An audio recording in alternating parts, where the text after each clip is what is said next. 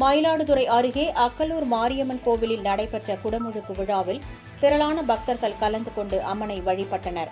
மயிலாடுதுறை மாவட்டம் கூரைநாடு தூக்கணாங்குளம் கிழக்கு கரையில் அமர்ந்து அருள் பாலித்து வரும் அக்கலூர் மாரியம்மன் கோவிலில் மேற்கொள்ளப்பட்டு வந்த புனரமைப்பு பணிகள் நிறைவு பெற்றதைத் தொடர்ந்து குடமுழுக்கு நன்னீராட்டு பெருவிழா இன்று வெகு விமர்சையாக நடைபெற்றது. இதையொட்டி வேள்விச்சாலையில் வைத்து பூஜிக்கப்பட்ட புனித நீர் அடங்கிய கடங்கள் மேல தாளங்கள் முழங்க ஊர்வலமாக எடுத்துச் செல்லப்பட்டு கோபுர கலசத்திற்கு நன்னீராட்டு நடைபெற்றது. இதனைத் தொடர்ந்து கூடியிருந்த பக்தர்கள் மீது நன்னீர் தெளிக்கப்பட்டது. இந்த நிகழ்வில் ஏராளமான பக்தர்கள் கலந்து கொண்டு சுவாமி தரிசனம் செய்தனர்.